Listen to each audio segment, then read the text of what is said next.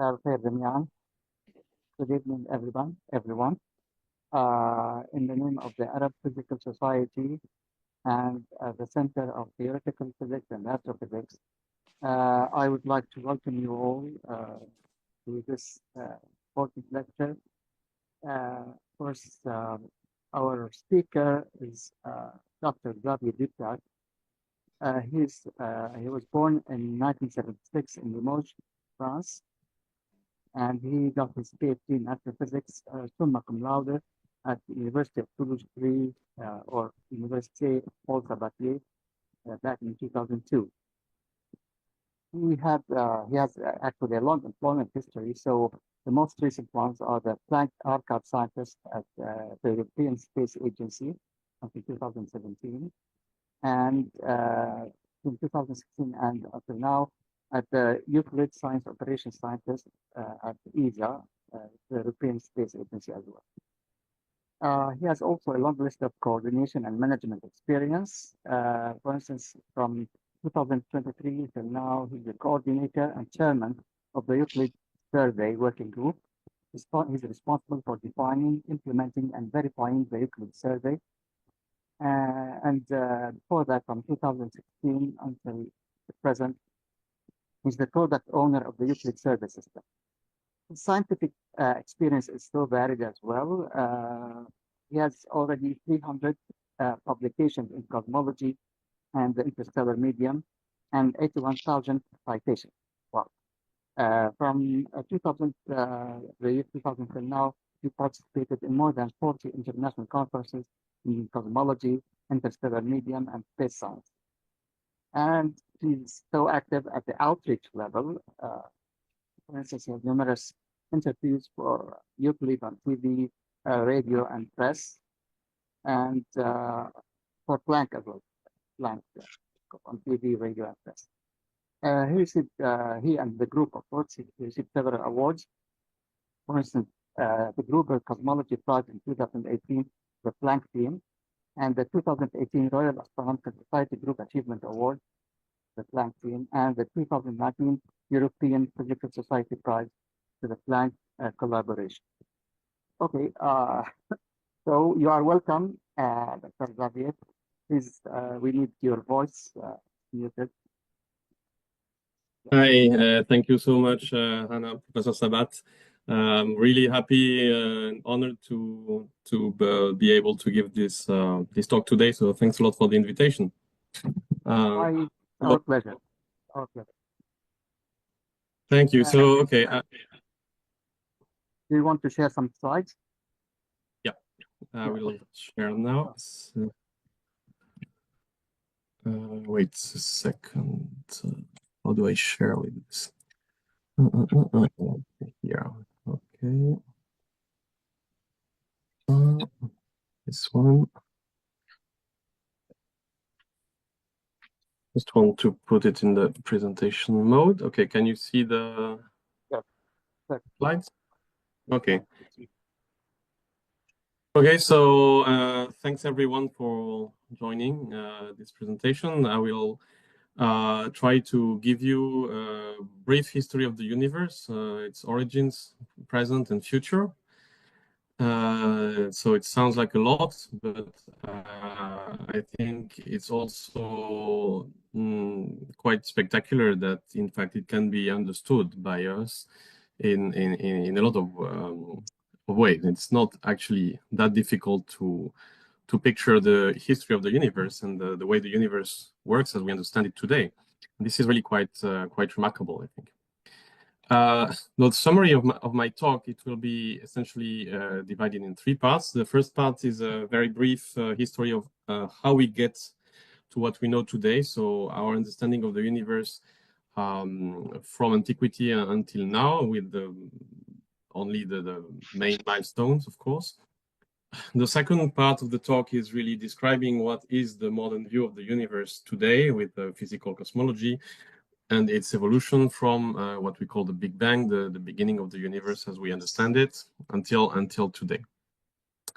And the third part will be dedicated to what happens next, to the future of the universe as we think we can predict it from the science that we know nowadays, and the question of its ultimate fate. Just want to mention that these two images are from the James Webb Space Telescope. It's quite spectacular. You can see many galaxies in there with many different time and evolution state of these galaxies and age of the universe. So this is, I think, quite beautiful already, these images. Okay, so just going to the first part of the talk. So how do we get there? So you know that in antiquity, we had this view of the universe. It was the Ptolemaic system. It was the dominant view at the time. It continued to be the dominant view until the late Middle Ages. And actually, it was, as you can see here, there was the Earth in the middle. The Earth was the center of the universe, were gravitating around the Earth. So first the Moon, and then the other planets, so Mercury, Venus, and then the Sun was between Venus and Mars, of course, the place that the Earth has, in fact, today. Then Jupiter, Saturn, that were was the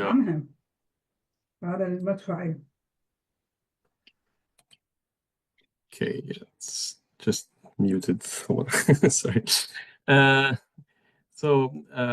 Okay. Then after Saturn, so the other planets were not known at the time. Uranus and Neptune were not known. Excuse me? Can you hear me?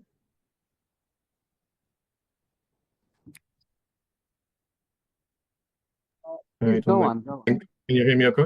Yeah. Okay, so since I heard something, I didn't know if you could still hear me. There was okay. There was some interference, but it's okay.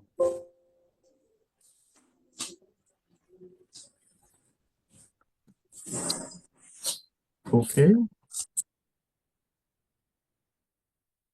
So the view was that the Earth was spherical. So contrary to a popular belief, it was never really believed, at least by people who were literate, that the Earth was flat. And that was more like a common misconception of what the knowledge was in the antiquity and the Middle Ages. So that the Earth was always considered spherical, but it was at the center of the universe.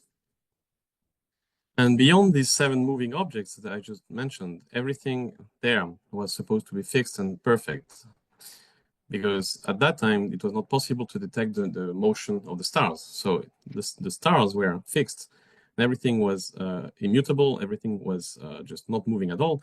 And so this was considered something divine. So this was like the domain of the divinity was beyond the spheres of the planets. And then, as you can see, also on this Portuguese view of the world, it was written in Latin that it's the place where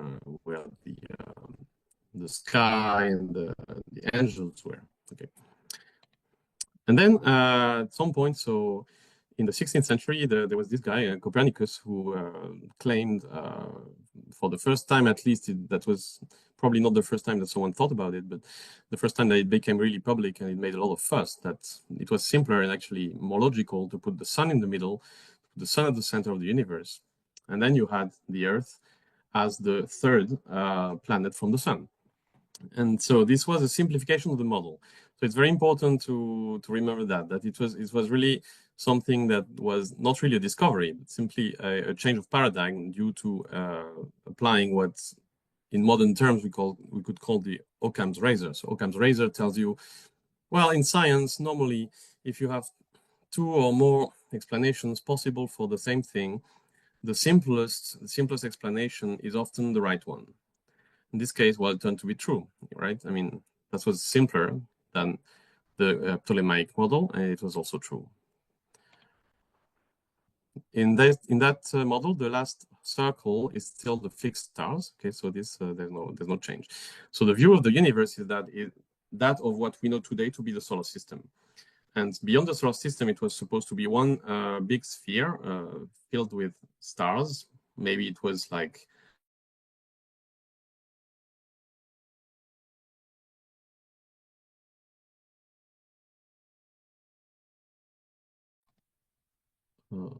I've just unmuted. Can you hear me now? Okay. So yeah, so the size of the universe at that time was still limited to what we know to be the solar system today, or actually a rather small part of the solar system. Yeah, okay. Then a few more milestones I want to mention. So in 1718, we had this important discovery by Halley that he made some measurements of the proper motion of some stars. So then the scientists then really realized that this famous perfect sphere was not perfect. It was actually moving. So stars became to be, starting to be considered as also moving objects and not something different. So the idea of the fixed perfect background celestial sphere started to crumble at that point. And then I'm going really quickly, but just to give you what I think are the main milestones in this understanding of the universe. So in 1838, we had for the first time the direct measurements of the distance to a star by Bessel using the parallax technique that some of you may be familiar with this. And that was actually demonstrating the vast separation of stars in the sky. So the distances involved were really greater, much greater than the distance of the planets to the sun. So at that point, it became clear that the universe was a lot bigger than what was thought before. And then again, in 1924, there was again this milestone that the existence of external galaxies actually was demonstrated first by Hubble beyond our own Milky Way, our own galaxy. So again, the distances involved are a lot larger than that of the interstellar distances. So this was, again, a revolution in the sense that the true size of the observable universe is little by little discovered. So more and more galaxies are discovered, and the size of the universe clearly becomes understood to be much larger than what was thought in the previous centuries. So again, another very important discovery is that in 1917, Vestal Schleifer discovered that most of the galaxies that could be observed actually were redshifted through the Doppler effect. So actually, he was looking at the lines of some atoms and seeing that these lines were shifted towards the red, so toward longer wavelengths. And this has to be due to the Doppler effect. That means that the galaxy is actually receding from us. So if you have galaxies moving around in the universe, you could expect that if the universe is static, then of course you could expect that some of them are redshifted and others are blue shifted. But that you don't see. That you see only on the local group of galaxies. And actually, if you look at the galaxies beyond that local group, well, you see that they are all receding, okay? They are all redshifted and receding from us. So this is very difficult to explain with a static universe. And this was the first hint at an expanding universe as we understand it today. We understand that the space is expanding. Then another important milestone was in 1964 when Penzias and Wilson discovered, a little bit by chance, the cosmic microwave background. So that was really the definite proof that the universe was in the past very dense and hot, because this is something that you get if you had in the distant past, a universe that was in the state of a plasma. Okay, so if plasma, and when the plasma becomes a gas, atomic gas, at that point there is this light that is emitted, that is the cosmic background. So this was also a very important milestone, and the first real smoking gun for the hot Big Bang hypothesis, that the universe started in a state of very dense and hot. So today, our picture of the physical universe is that of an ever-expanding space, starting from a very hot and dense hypothetical birth, conventionally called the Big Bang, a little bit as it started as a joke, and this expression of Big Bang is not really a bang, but it's something that can be the beginning of the universe. Actually, we don't really know if this is the beginning or not. Let's say the simplest possible explanation given the data. So very important to remember also that because the speed of light is finite and the distances are so great in between galaxies, so looking far away also means that we are looking into the distant past.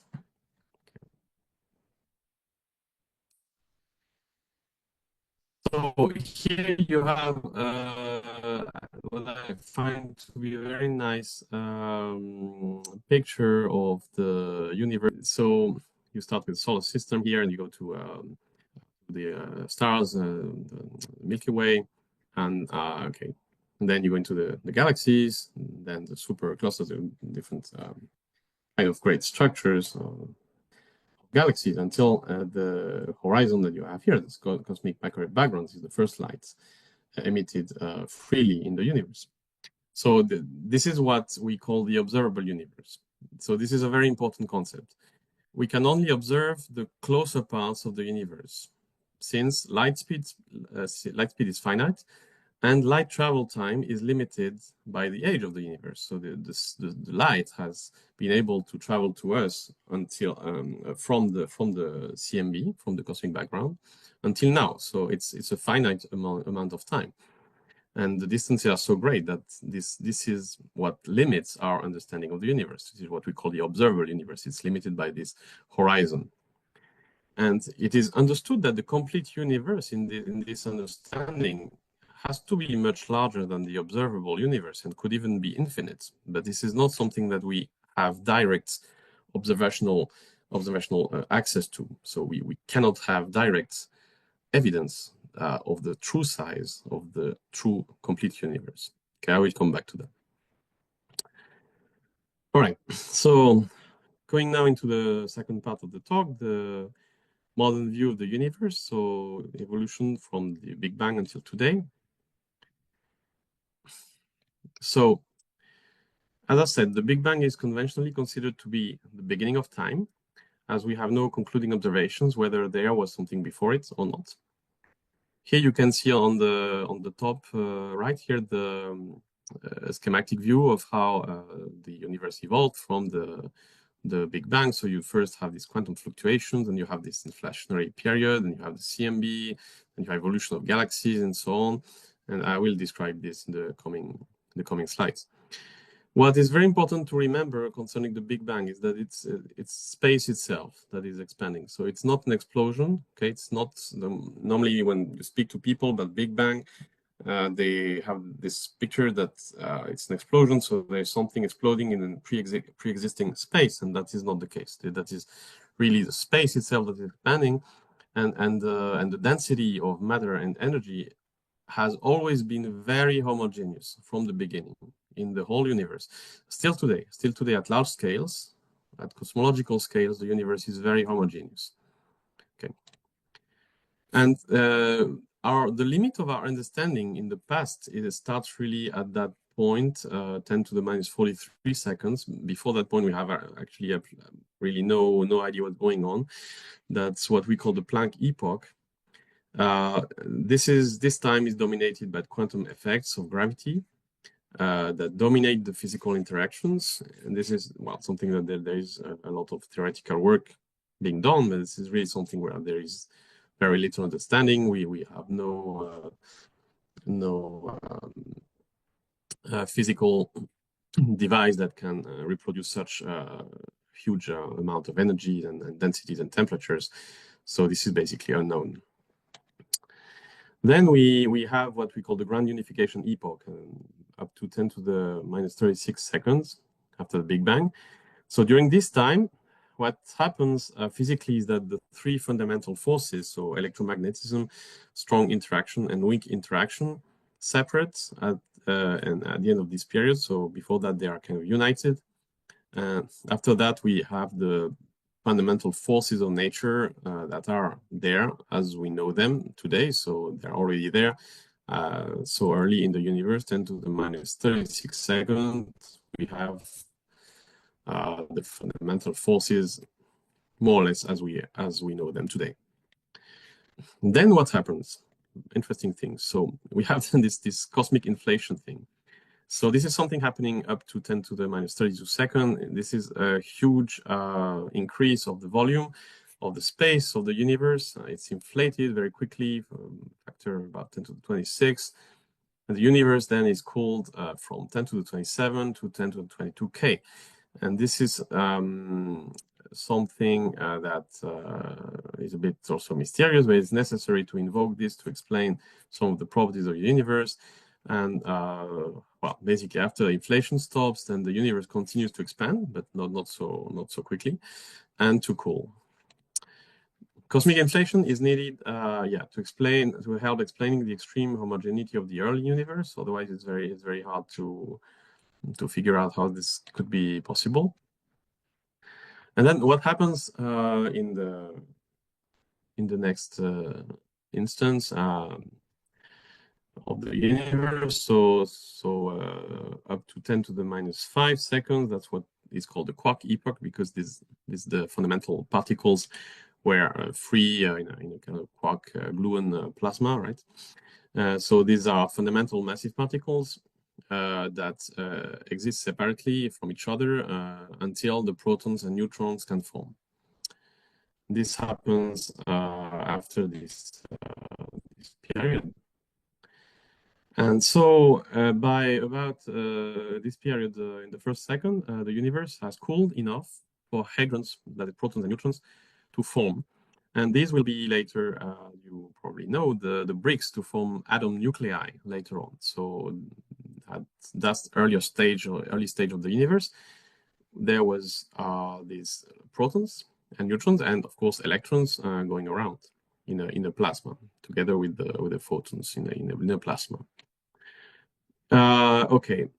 At 1 second, we have the neutrino decoupling. So neutrinos cease to interact with baryonic matter and start flying freely in space. And this is very important milestone, let's say, in the history of the universe, because this is the first background. This is the first time that, at least that we know of, that an observable particle can freely float and freely go and cross the vast distances in the universe. And that's what is called the cosmic neutrino background. Unfortunately, this background is extremely difficult to observe today because neutrinos are extremely difficult to observe in the first place. They are not interacting very much with normal matter. So even neutrinos coming from the sun, we can detect them. It takes a lot of very big detectors, like a lot of water to detect neutrinos coming from the sun. And those ones coming from the beginning of the universe are actually extremely lower energy and so extremely more difficult to observe. This is not something that we think we can observe in the next couple of decades at least, but this still is a very interesting thing to keep in mind for the future. After that, so during the period 10 seconds to 20 minutes, so this is the very important period where the Big Bang nucleosynthesis occurs. So this is when the first nuclei are formed. So from the existing protons and neutrons, you get the simplest elements formed. So as you can see here in the periodic table, so hydrogen, helium, and some limited amount of lithium and the beryllium. So the elements number 1, 2, 3, 4. This is the number of protons: 1 proton, 2 proton, 3 proton, 4 protons. These are formed in great number during the Big Bang nucleosynthesis, especially helium. Helium is really the very abundant element formed in this period. And as the universe continues to expand and cool, these elements are not stable. Okay, and then we have this very long period, let's say, compared to what happens before. That is up to 370,000 years. That is the photon epoch. So the universe is a hot plasma of nuclei, electrons, and photons. So it's a plasma. There's no free light coming out of that. And then happens something very, very interesting. Okay, so during this epoch, the temperature continues, of course, to cool. So the space expands, the density of the matter and energy decreases slowly, and the temperature also decreases. And until it reaches 4,000 K, the universe is a plasma. And at the end of this epoch, the first combination of atoms occurs. Note that normally it's normally called in the literature recombination, which I find ridiculous because it's the first time it's done, so it should be just called combination, I suppose. Yeah, so I call it combination, but you will always find in the literature this called the recombination. So just that you're not surprised. So the nuclei, so essentially hydrogen and helium, are then combining with electrons to form atoms, neutral atoms, and this emits also a lot of light. And you may wonder why you have this funny orange rectangle here. This is not in homage to Donald Trump at all. It's simply because this is what you would see in the universe if you could be there at that time with your human eyes. You would see orange light filling the universe in all directions. Right, and this is what we know today as the cosmic microwave background. We call it microwave because now it is in the microwave. At the time it was in the visible light, it was orange, but it has cooled since then, and it has gone into the infrared and then the microwaves. So this is what we have measured a few years ago with Planck, and this is the full map of the full sky and all the fluctuations of the temperature of the cosmic background. And this is really quite beautiful, I find, because it's really the whole sky. So the data here, normally you have the galaxy in the middle, our own galaxy, and you have some other things. You have the dipole that is due to the motion of the Earth around the sun, and so on. But once you subtract these components, what you're left with is this. And this is really the first picture of the universe. It's really the first light that you can see. You cannot see beyond that, unless one day you could see the neutrino background, but with electromagnetic waves, with light, that's the earliest you can see. And what you see is the very small inhomogeneities that look a bit boring like this, but they have a lot of information, in fact, about the universe and about its characteristics. Yeah, so that's just what I said before. These anisotropies can be studied to constrain the cosmological parameters, such as the density and age of the universe and its contents, such as, well, mostly bionic matter, dark matter, and vacuum energy, also called dark energy, etc. Yeah, as I said, this is the oldest light you can observe in the universe. Okay, and now this is what you see after that, right? Because once the CMB is emitted, so the universe continues expanding and cooling, redshifting the CMB to red and then infrared. So if you were a human, then after a while, what you would see is this, just darkness. No visible light anymore in the universe, just black. And the CMB is now in the infrared. Yeah.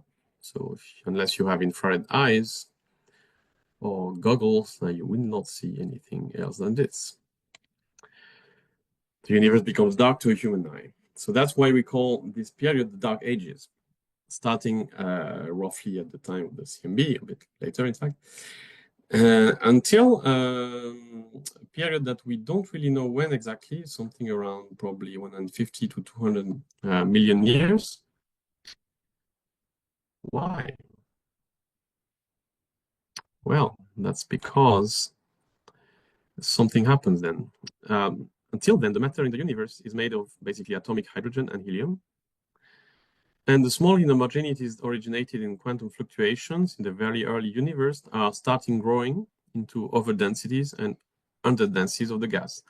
This is due to gravity, simply. Gravity is always attractive. So gravity tends to gather things around overdensities to create more dense areas. And the voids become even more empty, let's say. Okay. So actually, this is a recent discovery that you can see from the James Webb here on the right, because what gets us out of the dark ages is that what we call the reionization of the universe.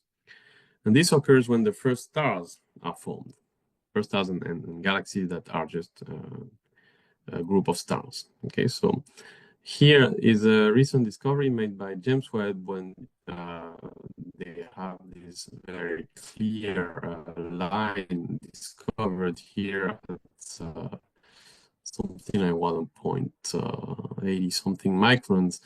And this is quite crazy, right? In the ultraviolet, if I'm not mistaken, and so it's extremely redshifted, right? So this is 14.32. So this is up to now is considered to be the oldest galaxy discovered. Okay, so this is quite remarkable.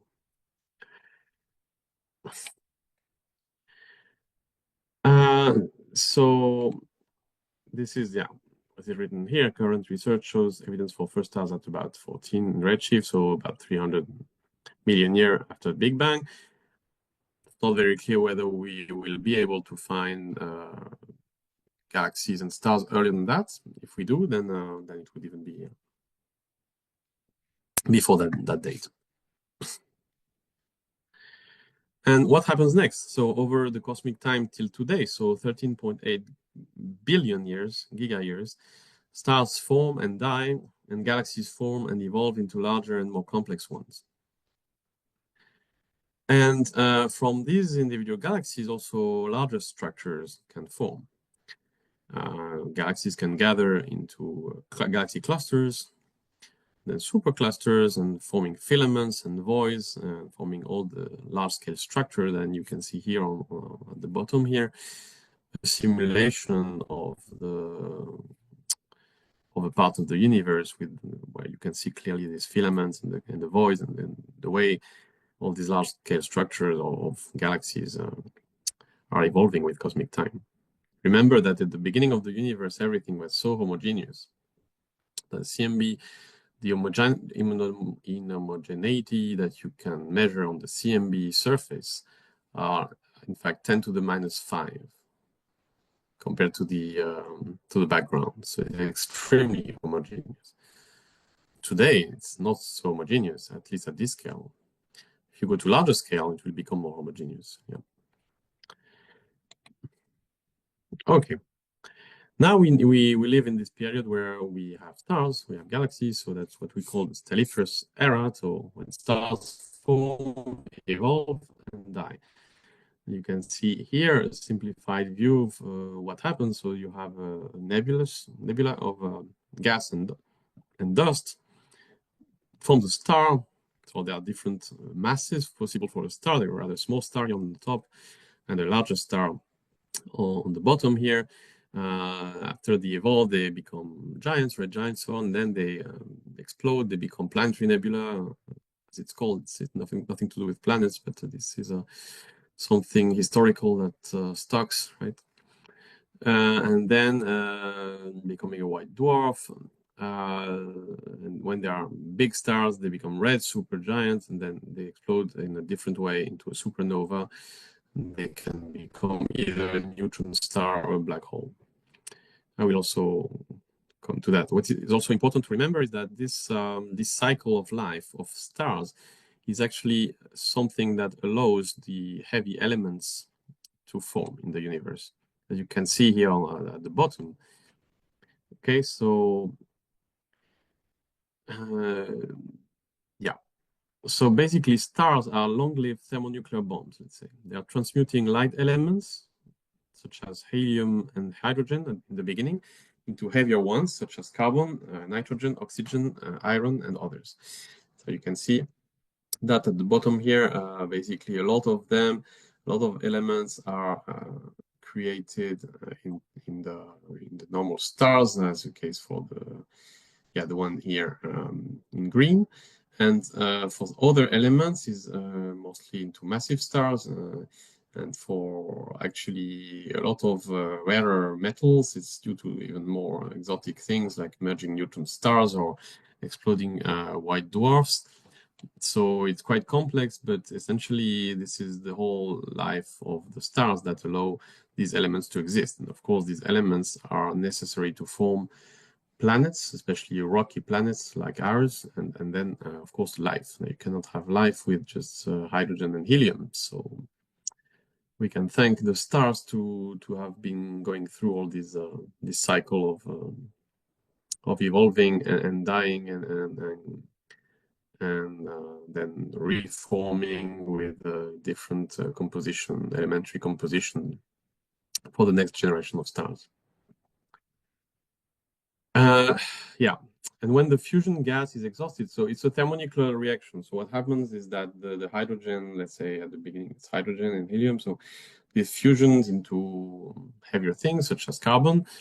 And once this is completed, once there is no more gas to fusion, what happens is the radiative pressure stops. And then the star has nothing to sustain it anymore. So it collapses under its own gravity. Remember that gravity is always attractive. So if there is no pressure to balance gravity, then gravity wins. And so the star collapses. And what happens is that it becomes, depending on its initial mass, it ends up producing different stellar remnants that can be white dwarf, neutron star, black hole, depending on the mass of the star, of the initial mass of the star. Okay, so I've described more or less what we are living today, the Stelliferous era. Now I'm going into the third and last part of the talk, that is what happens in the future. Okay, so the first big milestone will happen about 10 to the 14 years in the future. So it's a long time, since now we are about 14 billion years from the Big Bang. It's about 10 to the 10, so it's only 1 in 10,000 of the total time of the Stelliferous era. We are just at the beginning of this era. So at that point, all the gas in all the galaxies have been used in stars forming heavy elements and stellar remnants. So this is the end of the Stelliferous era. So the mass is now locked into white dwarfs, neutron stars, black holes, and planets, and dark matter. I haven't talked much about dark matter so far, because essentially dark matter is something that does not interact with light at all. So that's why we call it dark, even though we should call it really transparent matter. But it's there since the beginning. It's slowly interacting with itself and with other mass, with bionic mass, just through gravity. And yeah, so let's say it doesn't really evolve beyond the becoming denser, and yeah, it doesn't really do anything special that we know of.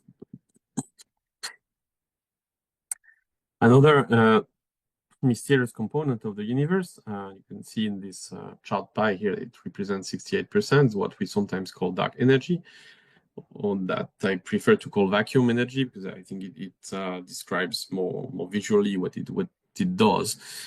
So this is something that accelerates the expansion of space. And because of this, the expansion speed goes beyond what the initial kick from the Big Bang does.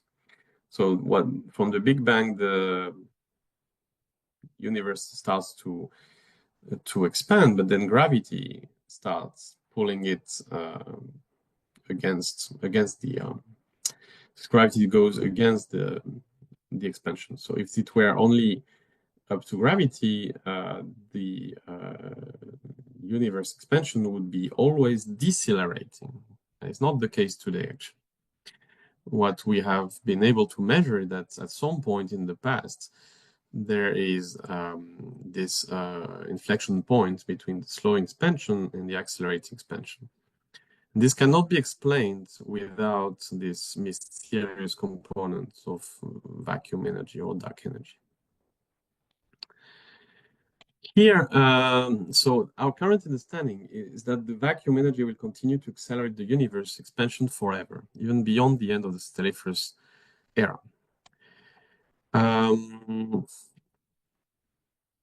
So at some point, as I said, there is no more fuel to burn into stars. So what you get is a universe made of degenerate objects. So this is from 10 to the 14 to 10 to the 40. Degenerate, they are called degenerate not because of their morality or anything, but because they are made of degenerate matter. So it's a kind of matter that is sustained by quantum pressure, either of electrons in the case of white dwarfs, or of neutrons in the case of neutron stars. In principle, there's no more stars, no life in principle to live anywhere, unless, of course, you can imagine extremely advanced civilizations that would be able to cling to some strange way of tapping energy onto white dwarfs or something, but that will require a lot of technology. So it's a very hypothetical thing. Okay, what happens next is really uncertain. So it depends on whether protons decay or not. So I want to say one thing here, because these three images here, they are representing respectively here white dwarf. So this is an image. This is neutrons. This is an image of a neutron star area, and this is actually the first image of a black hole. That is an actual image. It's not a simulation, because this is from the galaxy M87 central black hole. It's a supermassive black hole. It's really quite spectacular. It's from a couple of years ago, I think. It's really spectacular to see this central dark area that is indeed a place where the light cannot get out. So this is a real view of the black hole. Okay, what happens next depends on the protons decay or not. So if the protons are decaying, then a reasonable hypothesis is that it decays in about 10 to the 40 years half-life. In this case, so at that point, all the matter, including planets, white dwarfs, neutron stars, will have decayed into photons and leptons, that is mostly electrons, except the black hole. So this is then a universe that is dominated by black holes, black hole era. This black hole era is supposed to last for an extremely long time. So from 10 to the 40 to 10 to the 110 years. So at that point, black holes are the only remaining, let's say, mass of the universe together with the dark matter. There is no more baryonic matters, no atoms, only electrons, neutrons, and photons floating around. And the vacuum energy continues to accelerate the expansion. And the universe continues to expand and cool.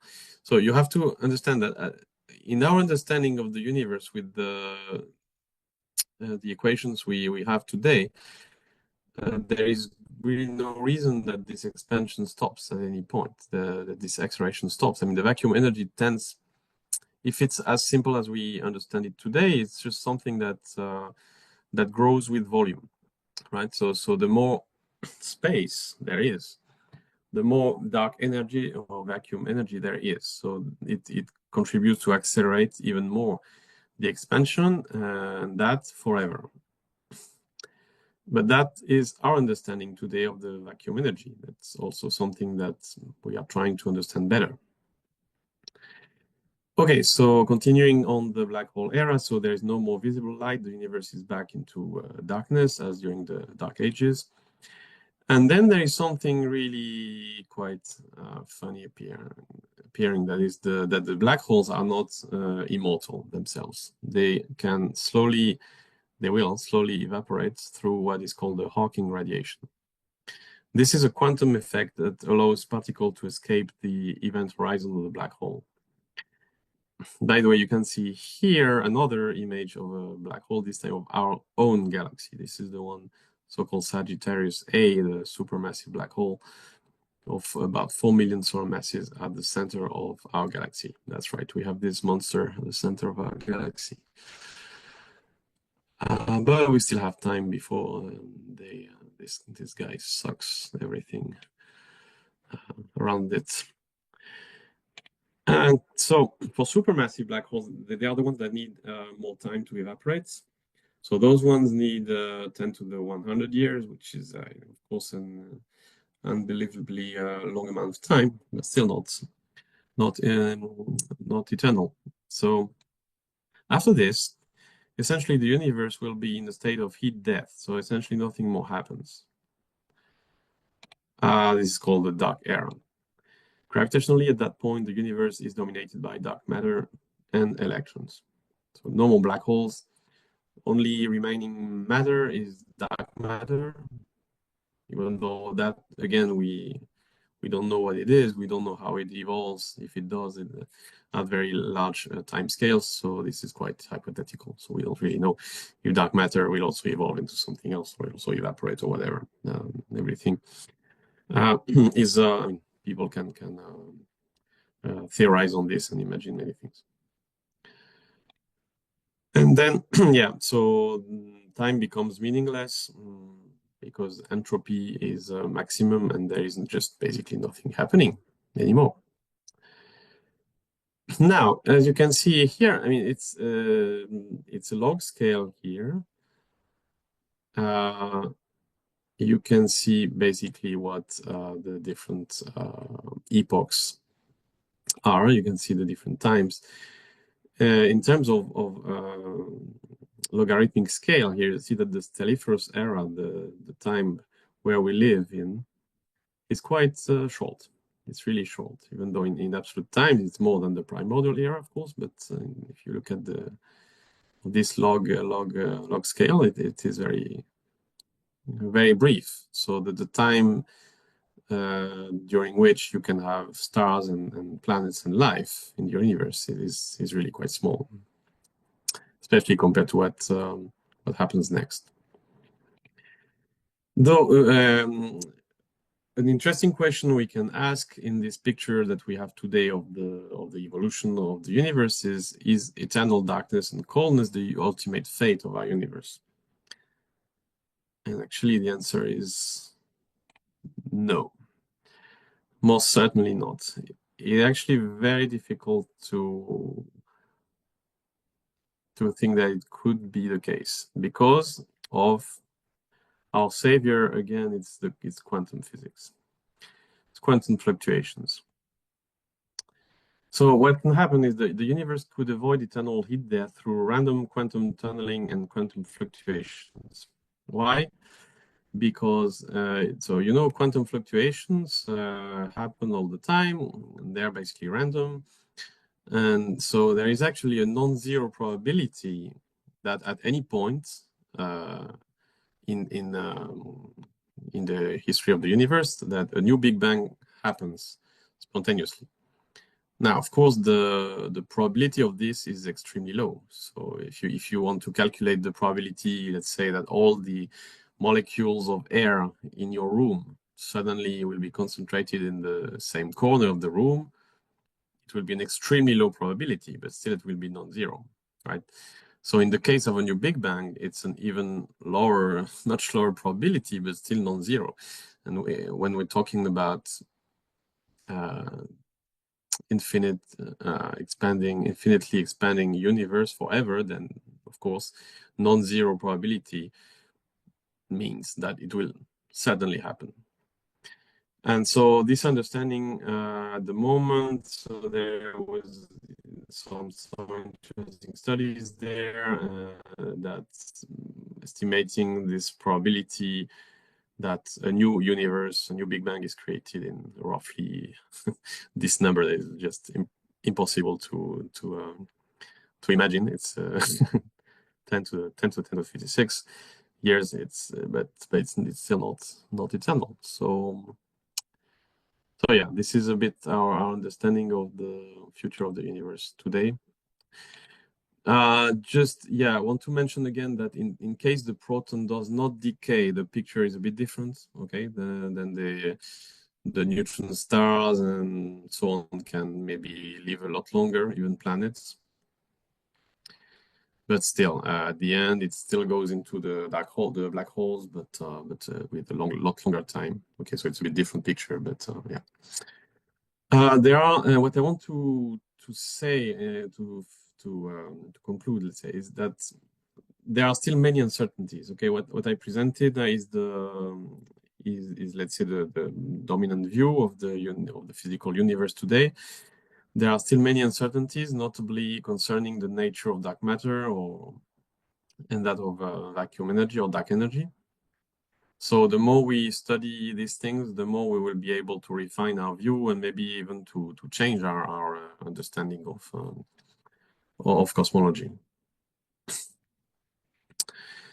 Another big question that is still not completely closed is the geometry and size of the universe.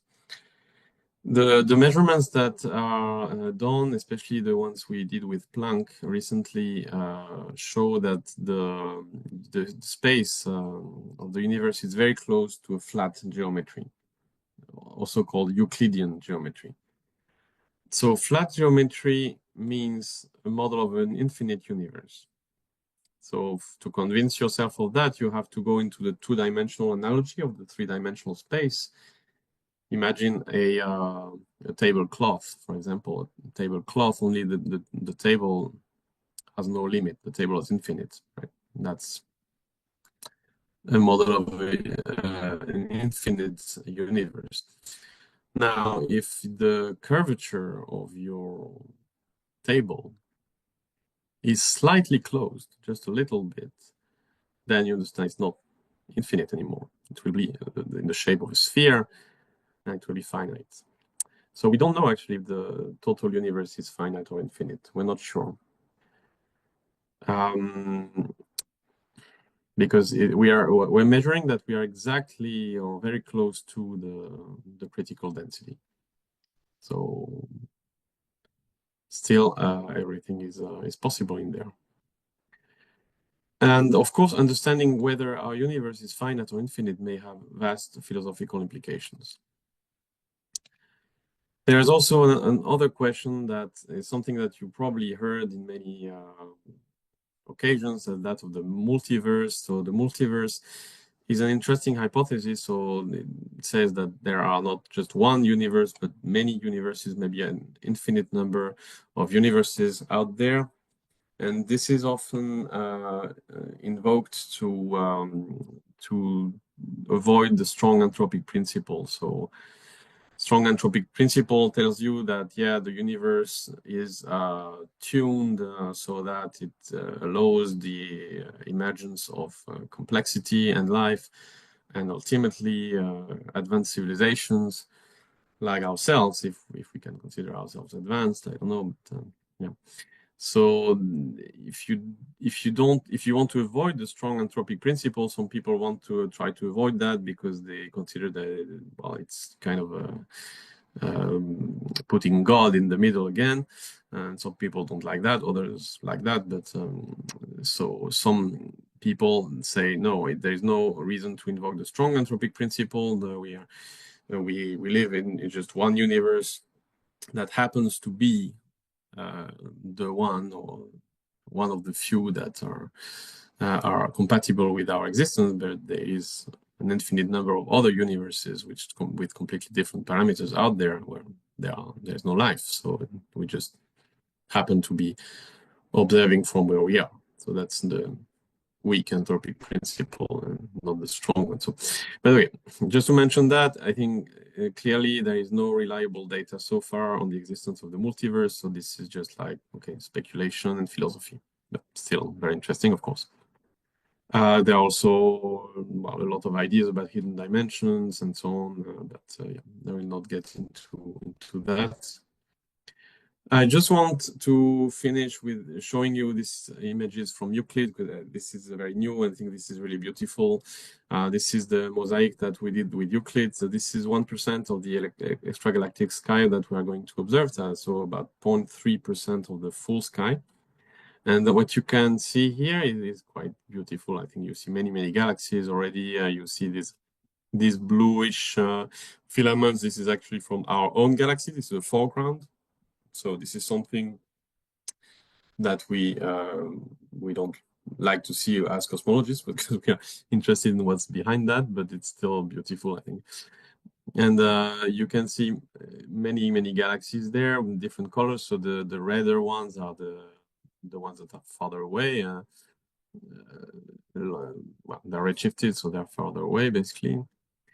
If you zoom in, you will see many things. Like here, you can see this zoom into a galaxy cluster. So you can see this beautiful, for example, these beautiful spiral galaxies in there. You see that there are so many galaxies in there. It's really spectacular. So this is only 1%. That what hopefully we will get in 6 years. So yeah, stay tuned, and from all these galaxies, we will be able to understand better dark energy, vacuum energy, and dark matter. Why maybe what dark energy does, if it really stays the same over cosmic time, or if it evolves. So understanding better these things will help us to understand better the history of the universe and its future as well. So yeah, more cosmology results soon coming from ESA. Next year already, there will be a first delivery of cosmology results. So stay tuned, and yeah, thank you so much for your attention. I will take questions if you want. Thank you.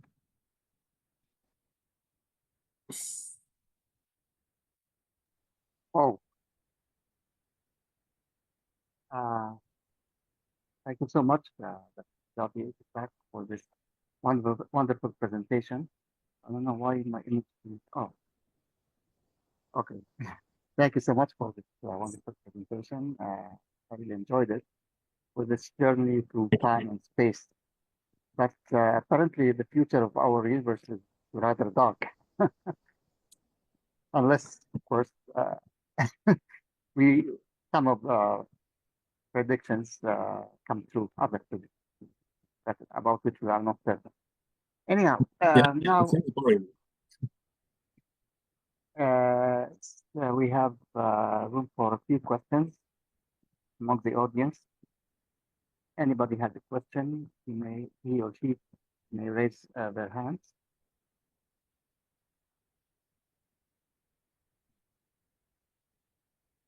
I will pose question. Possible. Listen, I have a rather, let me say, philosophical problem with our basic subjects, okay, especially in physics, astronomy, and cosmology, especially when it comes to the dark side, the dark energy and dark matter. The amount of dark matter and energy may reach up to 95 or 96%, right, of the total mass of the universe. Now, my question is, when we speak about our understanding of the universe based on this 4 to 5% of the total, so how confident can we be about our understanding while most of this of our known universe is unknown, actually? It's 95% of it. It's still unknown. Don't know the nature, neither of dark matter nor of dark energy. So isn't this, philosophically speaking, isn't this problematic, really? See what I mean? Yeah. Yes, I mean, I think you're right. It's a view of the physical universe that is based, as you say, on the 5% of its energy content. Still, what we know, the little that we know about dark matter and dark energy is that they're a little bit more boring components, let's say. So we think that we understand them a bit in the sense that we understand the way they influence the normal matter and energy. So for example, dark matter is dominant in terms of mass, so that's where the galaxies will fall into the dark matter wells and so on. So we understand what it does on gravity. We think we understand something like this. So in terms, okay, for vacuum energy or dark energy, well, we see that there is this effect. So we attribute this effect to a component called dark energy, but actually there are even other hypotheses. There are people who don't really believe in this mysterious form of energy, and they claim that in fact we don't understand the laws of gravity. So there is this modified Newtonian dynamic movement. Let's say that there are many, actually many scientists that delve into that. There's another way to try to explain this this thing. But one way or another, we see that there is an acceleration. So we see that there is this mysterious component, and we have to continue to explore this. But you're right that our understanding of the universe could change quite a lot. In fact, in the coming decades, when we understand better these components. Especially if I'm using a big if, if it turns out that instead of using dark matter, there might be some form of a modified version of gravity or dynamics, or who knows, right? Yeah, it's a possibility. Okay. Another thing I would like, can you give us just a brief idea about the Euclid mission? Yeah, I know we have seen some images, but what's the main aim?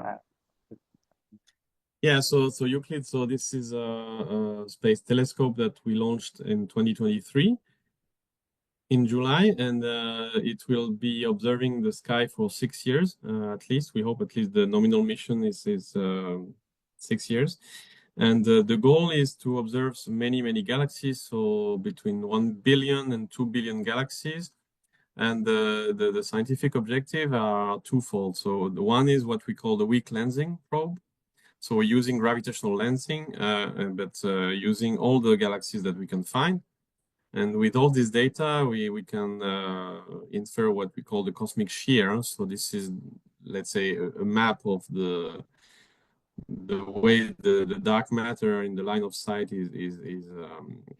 is shearing the shape of galaxies, right? So by measuring the shape of all these galaxies, you can actually infer this global map of dark matter in the observed universe. So this is one of the probes, and the other one is that we are doing at the same time with the same telescope a spectroscopic survey.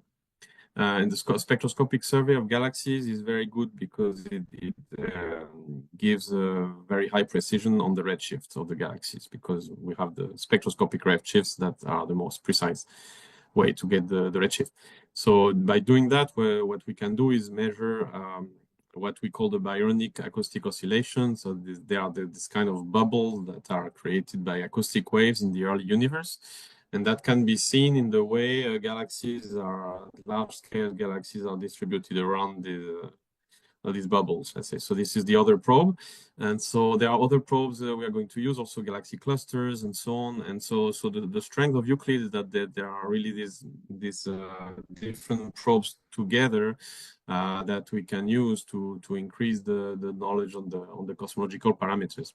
The main goal in terms of cosmology is precisely on so-called dark energy, is really understanding whether it is just as was measured by Planck, if it's just a cosmological constant, or if it is something that also changes with cosmic time.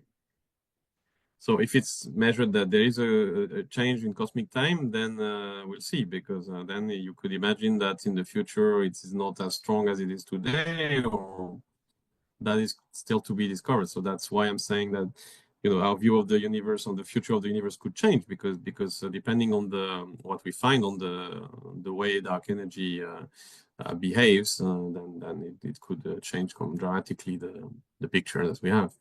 So. Okay, perfect. Thank you so much. We have 2 more questions. Start with the first one. We'll raise your hand. Dr. Amar Sakati, you ask your question. Hi, how are you? Hello. I like your lecture, really. I like cosmology. I'm theoretical physicist. My question Head of about the Jordanian Astronomical Society. Yes, thank you. I'm president of Jordanian Astronomical Society. My question about, as you mentioned, about the multiverse. As we know, it comes from string theory and solution of Wheeler-DeWitt equation, the universal wave function, and we have sometimes we have infinite number of universes or something like that. All of these comes from theory, from models, mathematical models. But there's very weak experimental evidence. They said that there's blue areas in the cosmic background radiation. And somebody said that this is maybe a collision between our universe and other universe. There's a collision in the past, billions of years ago. It's not proved, and there's a lot of interpretations of the blue dot called areas. This break down the homogeneity of the cosmic magnetic background radiation. What do you think? Do you think, can we assume that this is a weak experimental evidence, or if there's any experimental evidences about the multiverse? I know from math, from models, we have it, but because observation is very important for us as a physicist. Yeah, thank you very much for this comment. I think it's very important what you say, and it's yeah. So the blue spots in the CMB, indeed, these are anomalies that compared to the Gaussian random field that's explained by inflation and so on, blah blah blah. So indeed, there are a few things like that. There are these cold spots in the CMB. There are these anomalies to the standard model that are very interesting, and of course, people are getting very excited about them. And yes, and one interpretation, as you correctly mentioned, is that it could be due to a collision between two universes or brains, or I don't know what. I'm really not a specialist of that, so string theory. But this is obviously a very interesting, very rich theory, and necessary probably. So yeah, this is an interpretation that is possible. I mean, I don't know if it's really evidence of a multiverse already, but it could be a hint. So it's very interesting to pursue this research. Thank you, Doctor. Thanks to you. Okay. Thank you, Dr. Ammar. Next, we have a question from Mr. Muhammad Abdul Khalid. Please go ahead. Okay. Hello. Thank you for the talk. It was really wonderful. My question is, for particle physics, we have the standard model, which basically kind of explains everything except gravity for sure. But for cosmology, I think the model we have is the lambda CDM.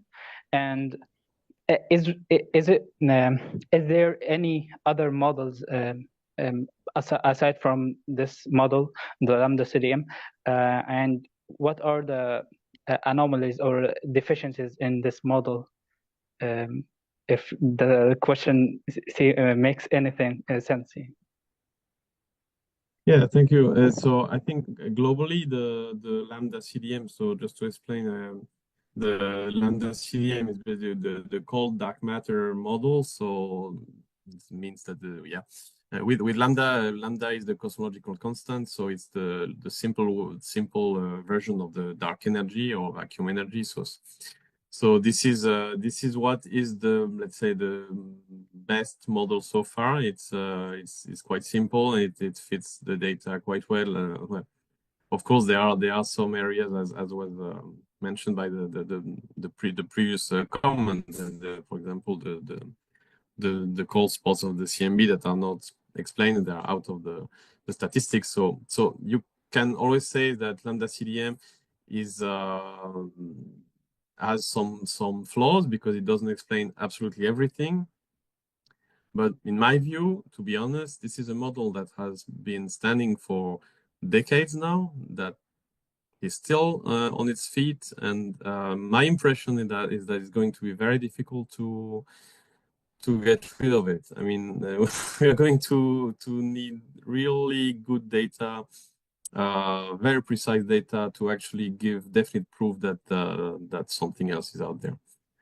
And yeah, and I mean, again, so Euclid will contribute to that, also the James Webb and all the other projects, also the ground-based projects, and so there are many models. Yeah, I mean, there are many theoreticians working on alternative models. I don't really know all of the models that are out there, but many people are working on alternate models. One thing I mentioned before was the MONDS, the modified Newtonian dynamics, as something that people invoke if they want to get rid of dark matter.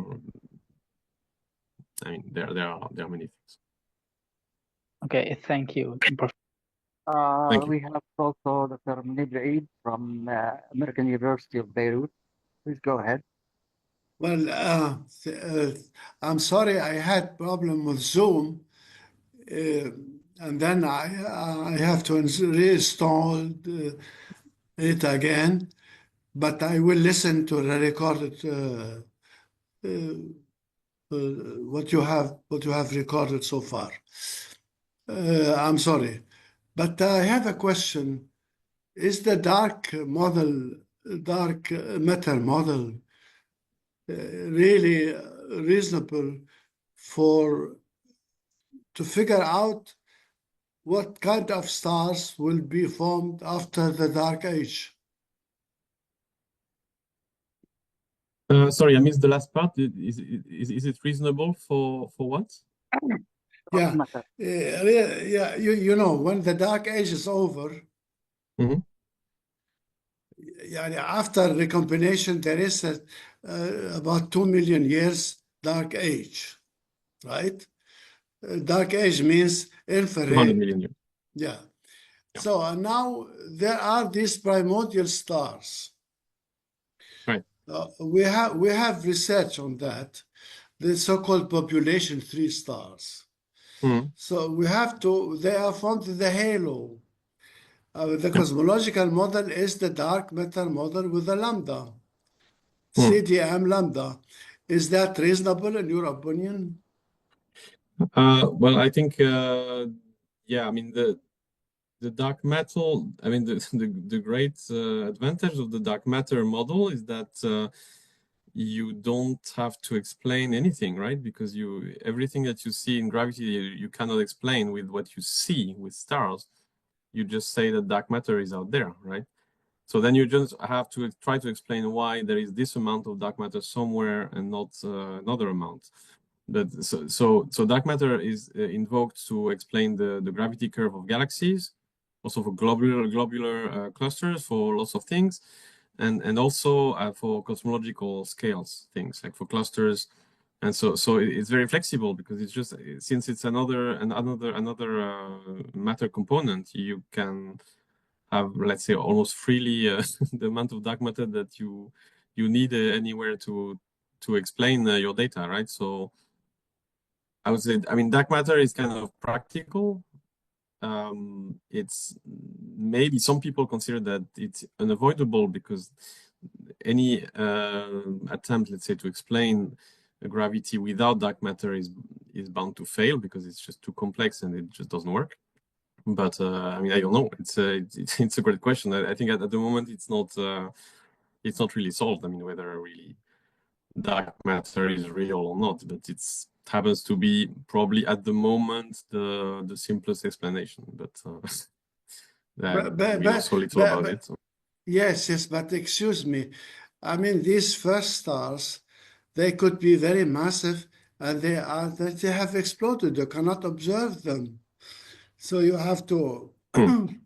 They are formed at redshift of between 20 and 30. Okay, so that I'm not aware of this data of stars beyond. But is there another model than the CDM lambda? Yeah, I don't know. I don't know for stars that would be beyond Z20. So that would mean that you have, I mean, that somehow the overdensities have grown quicker than what we know. I don't. Yeah, that I don't know. So this is the only model, okay, so far. It's not the only model, but it's the one that fits best so far. Let's say. That's what that we have. Yeah, okay, fine. The most acceptable model. Yeah. You have to have a model. You have to have a model somehow. Yep. Yeah, well, I mean, okay. Okay, we have another. Thank you, Dr. Eid, Munib Eid. We have another question from Mr. Abdurrahman. Please go. Firstly, thank you for the amazing lecture or presentation. Thank you. My question is more practical wise. It was about how accurately can we measure the mass of black holes? Okay.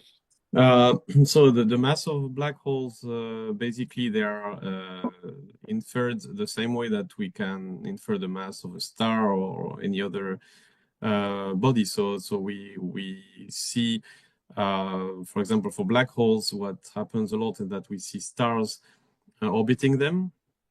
So we know the type of stars, we know their distances, and we can measure the time it takes for the star to go around the black hole.